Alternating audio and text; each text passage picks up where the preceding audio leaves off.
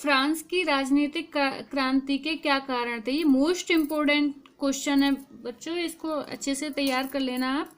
France की क्रांति के कारण, ये लॉन्ग क्वेश्चन है। फ्रांसीसी क्रांति 5 मई 1789 ईस्वी को हुई थी। इस क्रांति के प्रमुख कारण थे, पहला कारण था राजनीतिक कारण।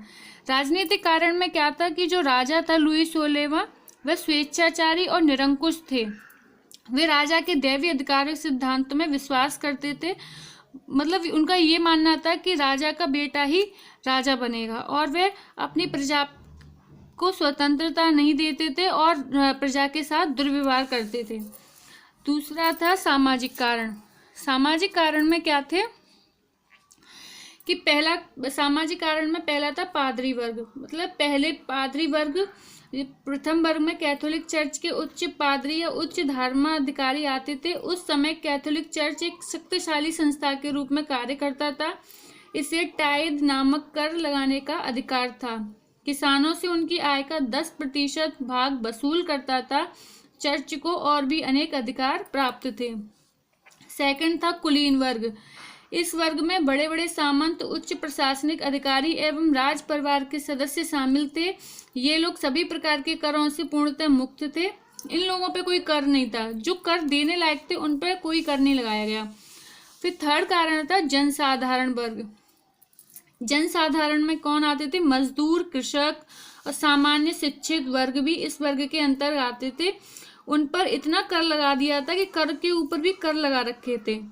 इस वर्ग को धनी एवं शिक्षित होते हुए भी शासन में भाग लेने का अधिकार नहीं था, जबकि इससे कम शिक्षित और कम धनवान कुलीनों को यह अधिकार प्राप्त था। इससे फ्रांस की मध्यम वर्गीय धनी एवं शिक्षित जनता कुलीन वर्ग के लोगों तथा चर्च के उच्च अधिकारियों से सदैव द्वेष रखती थी। अतः क्रांति प्रारंभ होते ही तृतीय वर्ग की संपूर्ण जनता ने इसका पूर्ण समर्थन किया। अब इसके आर्थिक कारण क्या थे? फिजूल खर्ची और रिक्त राजकोष। किसी प्रकार का भी नियंत्रण न होने के कारण फ्रांस की सरकार दरबार की शान और शौकत, ठाट बाट, विलासिता तथा युद्ध पर मनमाने ढंग से व्यय करती थी। सेकंड है जनता का आर्थिक शोषण। जनता का आर्थिक शोषण किया जाता था। उच्च श्रेणी के व्यक्तियों की विलासिता, प्रियता तथा लंबे खर्चीले युद्धों के कारण धन प्राप्त करने के लिए साधारण जनता पर अनेक प्रकार के कर लगाए जाते थे। यानी कि जो बड़ा वर्ग था उसकी शान और शौकत के लिए निम्न वर्ग पर कर लगाकर उनकी शान और शौकत पूरी की जाती थी। अब है दार्शनिकों तथा लेखकों के विचारों का प्रभाव। जो दार्शनिक तथा लेखक थे उनके विचारों से वहाँ की जनता जागरूक हुई। वहाँ की जनता को अपने अधिकारों का पता चला और उन लोगों ने आंदोलन शुरू किया। फिर है क्रांति का तत्कालीन कारण। फिर क्रांति का तत्कालीन कारण क्या था?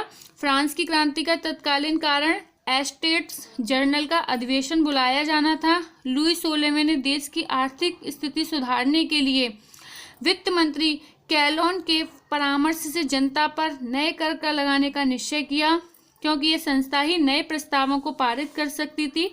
4 मई 1789 ईस्वी को एस्टेट जर्नल के आमंत्रण की तिथि निर्धारित की गई, किंतु फ्रांस में तो क्रांति का बारूद तैयार हो चुका था, क्योंकि जनता भड़की हुई थी, क्योंकि उनमें कर देने की और क्षमता नहीं थी। अतः उसमें एस्टेट जर्नल के आमंत्रण ने चिंगारी का काम किया और 5 मई 1789 ईस्वी को क्रांति का विस्फोट हुआ।